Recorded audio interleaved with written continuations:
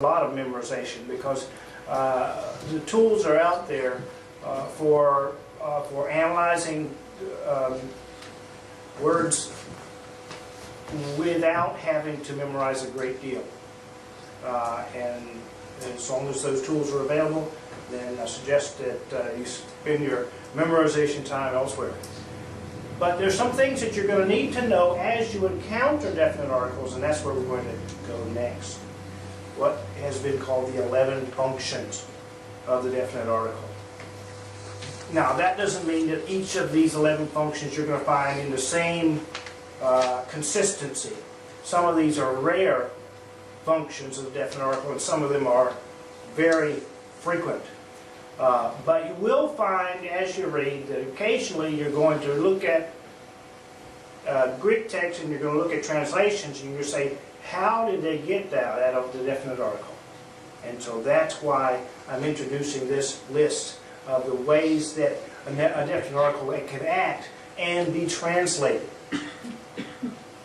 The most common is to mark the difference between one object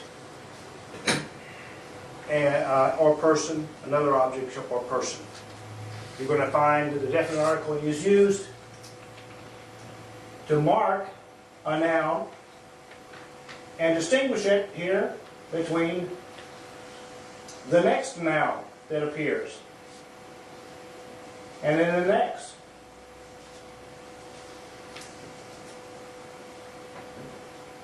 Now, in this example from Matthew 5:1, not each of these is going to be translated as you expect a definite article to be translated. This one is. Tous plus is the accusative plural of aklos. So that is translated the crowds. But ta horos is translated a mountainside. Why? Well, in Greek, you're going to have the definite article there to distinguish between the aklos and the horos. But it's not necessary in English. And if we were to translate it in English as the mountainside, you would obviously think, okay, what mountainside? You would look for some antecedent reference. But in Greek, sometimes you don't have that. In fact, when there is an antecedent reference, you're more likely to see the definite article there pointing it. But you will oftentimes see it used where in English it's not necessary to translate it at all. And in this case, hoi mathetai autou, the pronoun there, is the whole phrase is translated his disciples.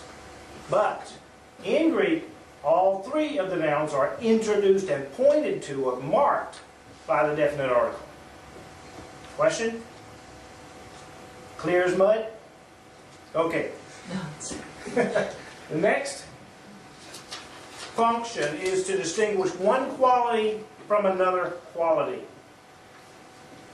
It's not just persons or things or places that have the definite article, but often qualities will have them as well. And here is an example in Revelation 4:11, where he talks about glory and honor and power, and the NIV doesn't use the definite article for either one of them. But you have a definite article in front of each of these words in the original Greek. Does that mean the NIV translators are all heretics? No? Well, maybe, but not this particular example. In this example, we see the use of the definite article as a pointer, in this case pointing to a series of qualities. And when you do that, when they have that in a Greek sentence, you're going to identify each quality with the definite article. And what it does is it helps to distinguish between one and the other of these qualities.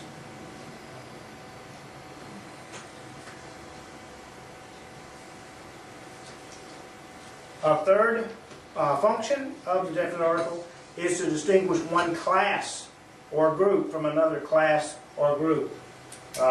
In this case, we're talking about the church and a pagan and a tax collector. Three separate, hopefully your church is not full of pagans, and hopefully if you might have one or two tax collectors in your church, which is a good thing, but your whole church is not made up of tax collectors. They're distinguishing of these classes, and again, you distinguish them by use of a definite article in front of each of the designated nouns.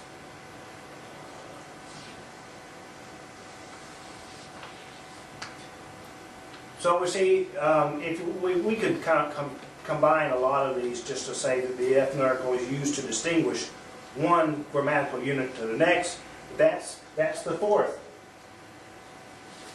Distinguish one grammatical unit from another grammatical unit. Here we have the command or the statement, the entire law is summed up in a single command, and we have a colon here in English.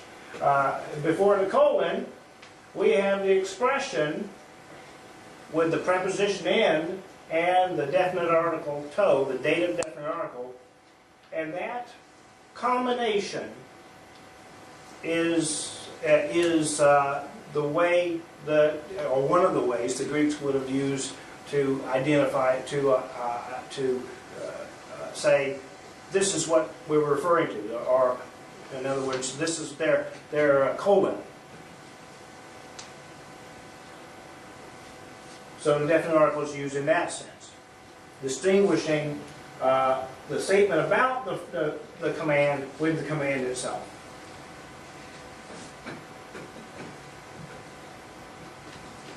Or distinguishing one phrase in the sentence from another. And as I already mentioned, the definite article is used, and here's number 5, to denote previous reference.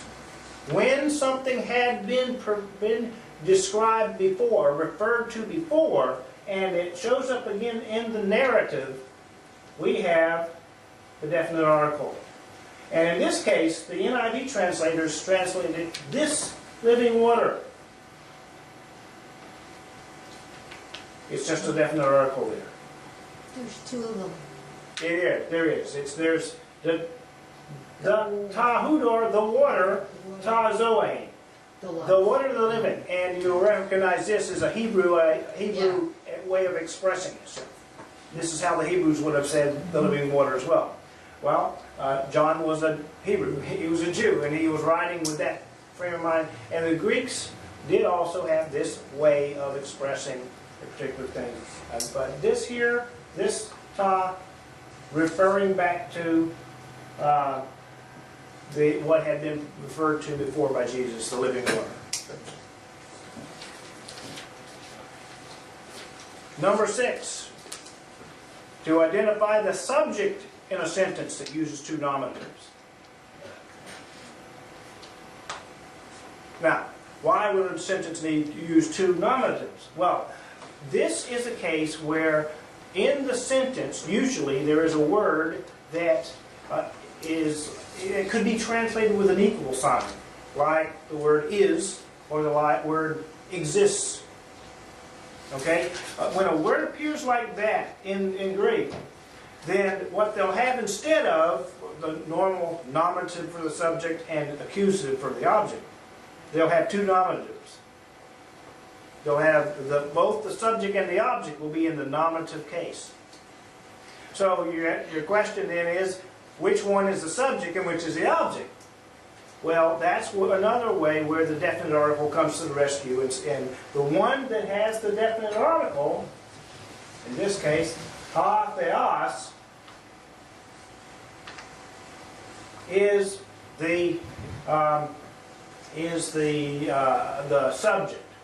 And in this case, this is a clause within the sentence.